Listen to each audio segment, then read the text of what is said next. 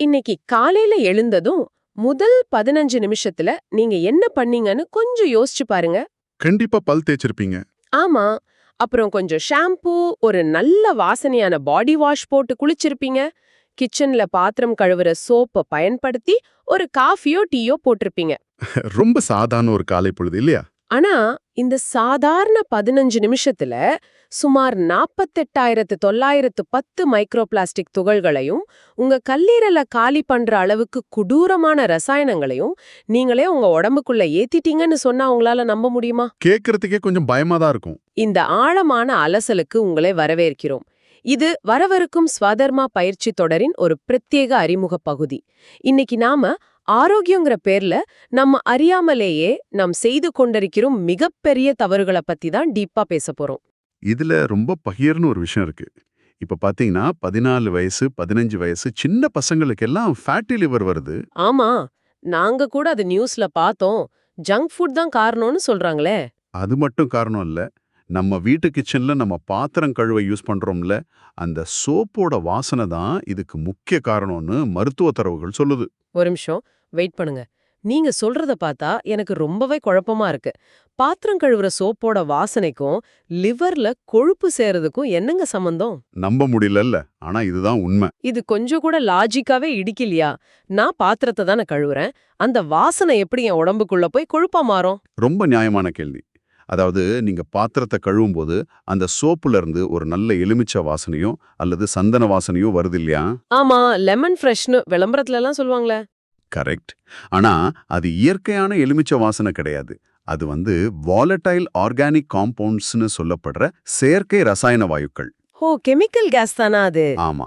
நீங்க அதை சுவாசிக்கும் போது அது நேரா உங்க நுரையீரலுக்கு போய் அங்கிருந்து நேரடியா உங்க ரத்தத்துல கலக்குது. ஓகே, மூச்சு வழியா ரத்தத்துல கலக்குது. ஆனா அது எப்படி கல்லீரல, அதாவது லிவரை பாதிக்குது? ஏன்னா நம்ம ரத்தத்தை சுத்திகரிக்கிற ஃபில்டர் பண்ற மாபெரும் வேலையை செய்யறது நம்ம லிவர் தான். ஒவ்வொரு நாளும் இந்த ரசாயன நச்சுக்கள் லிவருக்கு போகும்போது ஒரு கட்டத்துல லிவரால அதை வெளியேற்ற முடியறதில்ல. அப்போ லிவர் என்னங்க பண்ணும்? லிவர் என்ன பண்ணுனா, இந்த நச்சுக்கள் உடம்போட மத்த உறுப்புகளை பாவிச்சிடக்கூடாதுன்னு ஒரு தற்காப்பு நடவடிக்கையா அந்த ரசாயனங்களை சுத்தி கொழுப்பை உருவாக்கி அதை பத்திரப்படுத்தி வச்சுக்கும். அட கடவுளே! இது தொடர்ந்து தினமும் நடக்கும்போது தான் அது ஃபேட்டி லிவர் பிரச்சனையா மாறுது. அப்போ வாசனை வழியாவே இவ்ளோ பெரிய ஆபத்து உள்ள போகுது. இது எனக்கு மட்டும் இல்ல, இதை கேட்டுட்டு இருக்கிற பல பேருக்கும் கண்டிப்பா ஒரு பெரிய அதிர்ச்சியா தான் இருக்கும். கண்டிப்பா. சரி, மூச்சு வழியா போறது ஒரு பக்கம் இருக்கட்டும். இன்னைக்கு பல பேருக்கு இருக்கிற, குறிப்பா இந்த ஜென் ஜி என அழைக்கப்படும் இளந்தலைமுறையினர் சந்திக்கும் ஒரு பெரிய பிரச்சனை முடி உதிருதல், அப்புறம் இளநரை. ஆமா, ரொம்ப பரவலான பிரச்சனை இது. 25 வயசுக்கு உட்பட்டவர்கள்ல 50% பேருக்கு இப்போ முடி உதிர்தல் பிரச்சனை இருக்கு. 15 வயசுலயே பலருக்கு முடி நரைக்க ஆரம்பிக்குது. இதுக்கு என்ன காரணம்? இதுக்கும் நாம யூஸ் பண்ற கெமிக்கலுக்கும் தொடர்பு இருக்கா? 100% தொடர்பு இருக்கு. கடைகளில் விற்கப்படும் ஷாம்பூக்கள் அப்புறம் கெமிக்கல் கலந்த ஹேர் டைஸ் தான் இதற்கு முக்கிய காரணம். ஷாம்பூ யூஸ் பண்றதுனாலயா? ஆமா. ஆனா இது வெறுமனே முடிய மட்டும் பாதிக்கும் ஒரு சாதாரண பிரச்சனை இல்ல. இந்த ரசாயனங்கள் தொடர்ந்து பயன்படுத்தும் போது அது சிறுநீரக செயலிழப்புக்கு, அதாவது கிட்னி ஃபெயிலியருக்கு கூட வழிவகுக்குது. இப்போ நீங்க திரும்பவும் என்ன ரொம்ப குழப்பறீங்க. தலைக்கு போடுற டைக்கும் ஷாம்பூக்கும் கிட்னிக்கும் என்னங்க சம்பந்தம்? தலையில பூசுறது எப்படி கிட்னியை பாதிக்கும்? இது ரொம்ப எளிமையான பயாலஜி தான். நம்ம உடம்புலயே ரொம்ப மென்மையான அதிக உறிஞ்சும் தன்மை கொண்ட சருமம் நம்ம தலைப்பகுதி தான். ஓஹோ, ஸ்கால்ப் பகுதியா? ஆமா, அங்க நிறைய ரத்த குழையறல் இருக்கு. நீங்க ஷாம்பூவியோ டையோ தலையில தேய்க்கும்போது அதுல இருக்கிற சல்ஃபேட், பாராபென் மாதிரியான ரசாயனங்கள் நேரடியா உங்க மண்டையோட்டோட துளைகள் வழியா ரத்தத்துல கலந்துருது. அடேங்கப்பா! நான் முன்னாடியே சொன்ன மாதிரி ரத்தத்துல கலக்கிற கழிவுகளை வெளியனுப்புற வேலை கிட்னியோடது. ஓ, அப்ப ரத்தத்துல இருக்கிற அந்த கெமிக்கலை லிவர் மாதிரி கிட்னியும் வடிகட்டணுமா? ஆ, ஒரு நாளைக்கு எவ்வளவு நச்சுக்களை தான் அந்த சின்ன கிட்னியால வடிகட்ட முடியும்? கொஞ்சம் யோசிச்சு பாருங்க. அதுவும் நியாயம்தான். தினமும் நீங்க கெமிக்கலை உள்ள தள்ளிட்டே இருந்தா கிட்னி அதிகப்படியான வேலைப்பளவுக்கு உள்ளாகி அதோட செல்கள் கொஞ்சம் கொஞ்சமா செத்து போய் கடைசியில செயலிழப்பு நோக்கி செல்லுது. அப்போ நாம அழகா தெரியணும், சுத்தமா இருக்கணும்னு நினைச்சு செய்யற விஷயங்கள் எல்லாமே உள்ளுக்குள்ள இவ்ளோ பெரிய ஆபத்தை உருவாக்குது. ரொம்ப சரி. இது காலையில நம்ம பல் தேய்க்கிற பேஸ்டுக்கும் பொருந்துமா? ஆரம்பத்துல மைக்ரோ பிளாஸ்டிக் பத்தி சொன்னீங்களே. கண்டிப்பா பொருந்தணும். நாம யூஸ் பண்ற தொழிற்சாலைகள தயாரிக்கப்பட்ட டூத் பிரஷ்கள் மூலமா ஒரு வருஷத்துக்கு கிட்டத்தட்ட 50,000 மைக்ரோ பிளாஸ்டிக் துகள்களை நம்ம உடலுக்குள்ள செலுத்துறோம். அதுவே ஒரு பெரிய அதிர்ச்சி. அதோட சேர்த்து நாம யூஸ் பண்ற சிந்தட்டிக் டூத் பேஸ்ட்கள், இதுல நுர வர்றதுக்காக சேர்க்கப்படுற ரசாயனங்கள் நம்ம வாயில இருக்கிற நல்ல பாக்டீரியாக்களை முற்றிலுமா அழிச்சிடுது. நல்ல பாக்டீரியா போயிடுமா? ஆமா, நம்ம செரிமானத்துக்கும் குடல் ஆரோக்கியத்துக்கும் இந்த நல்ல பாக்டீரியாக்கள் தான் அடிப்படை. அது அழிஞ்சா நம்ம நோய் எதிர்ப்பு சக்தியை மொத்தமா சிரிஞ்சிடும். குடல் ஆரோக்கியம் எந்த அளவுக்கு முக்கியம்னு எல்லாருக்கும் தெரியும். இந்த இடத்துல எனக்கு ஒரு விஷயம் தோணுது. சொல்லுங்க. நாம சுத்தமாக இருக்கிறோம் என்ற பேரில் இப்படி உடலுக்கு கெமிக்கல்ஸ பூசுவது, நாம குடிக்கிற தண்ணி தொட்டில நாமே ஒரு சொட்டு விஷத்தை கலக்கிற மாதிரி இல்லையா? ரொம்ப அருமையான ஒப்பீடு. இதே நான் இன்னும் கொஞ்சம் ஆழமா சொல்றேன். ஓடுற ஆத்துல நீங்க ஒரு சொட்டு மை ஊத்துனா அது உடனே அடிச்சிட்டு போயிடும், தண்ணி சுத்தமாவே இருக்கும். ஆமா, ஓடுற தண்ணில தெரியாது. ஆனா ஒரு மூடி வச்ச தண்ணி தொட்டில டெய்லி ஒரு சொட்டு மை ஊத்துனா என்னாகும்? கொஞ்ச நாள்ல இந்த தொட்டில இருக்கிற தண்ணியே மொத்தமா கருப்பா மாறிடும். நம்ம உடம்பும் இப்போ அந்த மாதிரி ஒரு மூடி வச்ச தொட்டியா தான் மாறிடுச்சு. மூடி வச்ச தொட்டி. சரி, அப்போ உள்ள போற இந்த கெமிக்கல் கழிவுகள் வெளியேற என்னதான் வழி? அந்த மூடிய எப்படி திறக்கிறது? அதுக்கு ஒரு வழி இருக்கு. இந்த இடத்துல எனக்கு ஒரு சந்தேகம் வருது. நீங்க ஒரு கேள்வி கேட்டீங்க, ஞாபகம் இருக்கா? நாம கடைசியா எப்போ வேர்த்து விறுவிறுக்க வேலை செஞ்சோன்னு. ஆமாம், கேட்டேன். இதுக்கும் அந்த மூடி வச்ச தொட்டிக்கும் என்ன லிங்க்? நீங்க கரெக்டான பாயிண்ட புடிச்சிட்டீங்க. இதுதான் நாங்க ஆரம்பத்துல சொன்ன அந்த பெரிய ரகசியத்துக்கான திறவுகோல். அதாவது வியர்க்காமல் இருப்பது. வியர்க்காமல் இருப்பதா? ஆமா, உங்களுக்கு தெரியுமா, இன்று நாம் சந்திக்கும் 98% நோய்களுக்கு மூல காரணம் நமது உடலில் உள்ள அமிலத்தன்மை, அதாவது அசிடிட்டி தான்.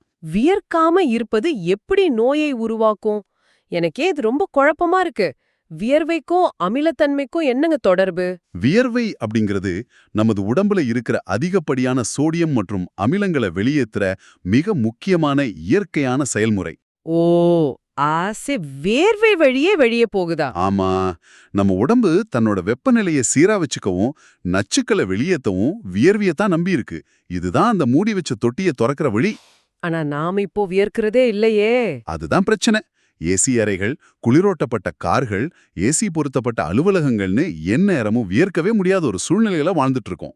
ஒரு நிமிஷம் இருங்க. இப்போ நீங்க சொல்றத பார்த்தா கொஞ்சம் பயமா இருக்கு. நான் உங்ககிட்ட நேருக்கு நேரா ஒரு கேள்வி கேக்குறேன். கேளுங்க. நம்ம ஊரு சென்னை மாதிரியான ஒரு வெயில் பிரதேசம். வெளியில 40 டிகிரி செல்சியஸ் வெயில் அடிக்குது. நாம என்ன காட்டுக்குள்ள போய் கொகையிலையா வாழ முடியும்? ஏசி இல்லாம தூங்கவே முடியல. அதுவும் பிராக்டிக்கலான பிரச்சனை தான். அப்போ ஏசில உட்கார்ந்தாலே கேன்சர் வருமா? இத கேட்டா இதெல்லாம் ரொம்ப ஓவர், எல்லாமே கேன்சர் வரும்னு பயமுறுத்துறீங்கன்னு தான் எனக்கு தோணுது. நான் பயமுறுத்தணும்னு இது சொல்லல. அதோட அறிவியலை நீங்க புரிஞ்சுக்கணும். ஏசியே யூஸ் பண்ணக்கூடாதுன்னு நான் சொல்ல வரல. அப்புறம் என்ன சொல்றீங்க? 24 மணி நேரமும் ஏசிலேயே இருக்கிறது, ஒரு சொட்டு கூட வியர்க்காம பாத்துக்கிறது தான் பிரச்சனை. உடல் வியர்க்காத போது என்ன ஆகுதுன்னா, சோடியம் செல்கள் உடலுக்குள்ளேயே சிக்கிக்கொள்ளுது. சோடியம் வெளிய போக முடியாம மாட்டிக்குதா? கரெக்ட். கழிவுகள் வெளியேறாததால ரத்தத்தோட தன்மை மாறி உடம்புக்குள்ள ஒரு அமிலத்தன்மை கொண்ட சூழ்நிலை, அதாவது அசிடிக் என்வாயன்மெண்ட் உருவாகுது. ஓகே, உடம்பு அசிடிக் ஆகுது. அதனால என்ன பிரச்சனை? கேன்சர் செல்கள் ஆக்சிஜன் நிறைஞ்ச ஆரோக்கியமான சூழ்நிலையில உயிர் வாழ முடியாது. அதுக்கு அசிடிக்கான சூழ்நிலை தான் ரொம்ப பிடிக்கும். Oh my god. வெளியேற முடியாம சிக்கிக்கொள்ளும் இந்த அமிலத்தன்மை தான் ஆரோக்கியமான செல்களோட டிஎன்ஏவை சிதைத்து அதை கேன்சர் செல்களா மாத்துது. இதுதான் புற்றுநோய்க்கான தொடக்க புள்ளி. இதோட நாம யூஸ் பண்ற கெமிக்கலும் சேர்தா? ஆமா, இதோடு சேர்த்து நாம் தினமும் குளிக்க பயன்படுத்தும் பாடி வாஷ்களை எடுத்துக்கொள்ளுங்கள். அவற்றில் TEA எனப்படும் ஒரு அபாயகரமான ரசாயனம் பயன்படுத்தப்படுகிறது.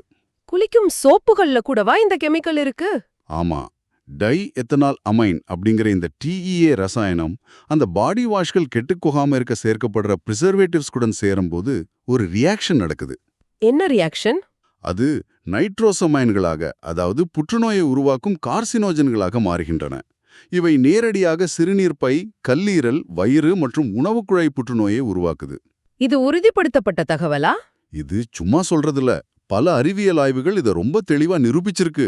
இத கேட்கும் போதே ரொம்ப மலைப்பா இருக்குங்க. பாத்திரம் கழுவுற சோப்போட வாசனை உள்ள போய் ஃபேட்டி லிவர் வர வைக்குது. குளிக்கிற சோப்பு, ஷாம்பு எல்லாமே கிட்னிய பாதிக்குது. ஆமா, எல்லாமே சங்கிலி தொடர் மாதிரி தான். ஏசில உக்காந்தா உடம்புக்குள்ள ஆசிட் தங்கி கேன்சரை உருவாக்குது. அப்போ இதுக்கு என்னதான் தீர்வு? நாம் இந்த நச்சு வளையத்திலிருந்து எப்படித்தான் தப்பிப்பது? ஏதாவது வழி இருக்கா? இல்ல இப்படியே பயந்து பயந்து வாழணுமா? பயப்பட தேவையே இல்ல. தீர்வு ரொம்ப எளிமையானது, ஆனால் அதை நாம் மறந்துவிட்டோம். என்ன தீர்வது? உண்மையான அழகு மற்றும் ஆரோக்கியம் என்பது வெளிப்புற பூச்சிகளில் இல்லை, அது உடலின் உட்புறத்தில் இருக்கிறது. நமது உடலின் pH அளவை 7.35 முதல் 7.45 வரை நடுநிலையாக பராமரிக்க வேண்டும். உடலின் உட்புறத்தை எப்படி சரி செய்வது? அந்த pH அளவை நாமே எப்படிங்க செக் பண்ணி மெயின்டைன் பண்றது? அதுக்கெல்லாம் டெய்லி லேபுக்கா போக முடியும்? லேபுக்கெல்லாம் போக வேண்டாம். நமது உடலோட pH அளவை சீராக வைத்துக்க தாவரங்களால் செயலாக்கப்பட்ட மேம்படுத்தப்பட்ட தண்ணீர், அதாவது ஆல்கலைன் ஜூஸ்களை குடிப்பது ரொம்ப அவசியம். ஆல்கலைன் ஜூஸா? ஆமா, உடம்புல இருக்கிற ஆசிட நியூட்ரலைஸ் பண்ற சக்தி, அதாவது அமிலத்தன்மையை சமன் செய்யும் சக்தி தாவரங்களுக்கு மட்டும்தான் இருக்கு. எப்படி ஒரு எரியிற நெருப்பு மேல தண்ணிய ஊத்துனா அது அணையுமோ, அதே மாதிரி உடம்புல இருக்கிற அமிலத்தன்மைய இந்த ஆல்கலைன் ஜூஸுகள் அணைச்சிடும். ஓ சூப்பர்! நம்மை சுற்றியுள்ள இயற்கையான தாவர அடிப்படையிலான வாழ்க்கை முறைக்கு நாம் முழுமையாக மாற வேண்டும். அப்போ இயற்கையே நமக்கு ஒரு பெரிய மருந்தகம் மாதிரி செயல்படுதுன்னு சொல்றீங்க. 100க்கு 100 உண்மை. செயற்கை பொருட்களை தூக்கி எறிந்துவிட்டு நாம் இயற்கைக்கு திரும்ப வேண்டும். உதாரணத்துக்கு சொல்ல முடியுமா? கண்டிப்பா. உதாரணத்திற்கு இளநரையை தடுக்க கடைகளில் விற்கும் கெமிக்கல் டைகளை நாட வேண்டாம். அதற்கு பதிலாக நம்ம ஊர்ல சர்வசாதாரணமா வளரக்கூடிய கரிசலாங்கண்ணி இலையை பயன்படுத்தலாம். கரிசலாங்கண்ணி உண்மையிலே நல்ல எஃபெக்ட் கொடுக்குமா? நிச்சயமா, அது முடியின் வேர்க்காலுகளுக்கு நேரடியா சத்து கொடுக்கும். அப்புறம் உடலுக்கு தேவையான கொலாஜன் மற்றும் வைட்டமின் சிக்கு விலையுயர்ந்த சப்ளிமெண்ட்ஸ் தேவையில்லை. சாதாரண நெல்லிக்காய் போதும். நெல்லிக்காயில வைட்டமின் சி இருக்குன்னு தெரியும். ஆமா, நெல்லிக்காயில இருக்கிற வைட்டமின் சி உடம்புல இருக்கிற கழிவுகளை வெளியேற்ற ரொம்பவே உதவி செய்யும். அதே மாதிரி கல்லீரல் ஆரோக்கியத்தை பாதுகாக்க பூவரசம் மிகச் சிறந்த மருந்தாகும். வாவ்! நம்ம வீட்டுக்கு வெளியிலேயே நமக்கான எல்லா தீர்வுகளும் வளர்ந்து நிக்குது. ஆனா நாம அதை வெட்டிட்டு லட்சக்கணக்கில் செலவு பண்ணி கெமிக்கல்ஸை தேடி போயிட்டு இருக்கோம். ஆமா, நம்மை சுற்றியுள்ள ஒவ்வொரு சாதாரண செடியும் நமக்கு ஒரு சிறந்த மாற்று மருந்தாகும். நாம் செய்ய வேண்டியதெல்லாம் இயற்கையை சரியாக புரிந்து கொண்டு அதை பயன்படுத்துவது மட்டும்தான். இது உண்மையிலேயே இதை கேட்டுட்டு இருக்கிற பலருடைய கண்களை திறக்கும் ஒரு உரையாடலா இருந்திருக்கும்னு நான் நம்புறேன். இப்போ உங்களுக்கு ஒரு குவிக் டிப் சொல்லுங்க. இன்றே ஆமாம், இன்னைக்கே நீங்கள் செய்யும் முதல் மாற்றம் என்னவா இருக்கணும்னா, உங்கள் அன்றாட பயன்பாட்டியுள்ள ஏதாவது ஒரு கெமிக்கல் பொருளை தவிர்த்துவிட்டு இயற்கையான முறைக்கு மாறுங்கள். அது பேஸ்டாக இருக்கலாம், ஷாம்புவாக இருக்கலாம், அல்லது பாடி வாஷாக இருக்கலாம். ஏதாவது ஒன்ன மாத்துங்க. மிகச்சரியான ஆலோசனை. அதோடு சேர்த்து நான் முன்னாடி சொன்ன மாதிரி 24 மணி நேரமும் ஏசியில இருக்காதீங்க. ஆமா, வியர்க்கிறதே ரொம்ப முக்கியம்.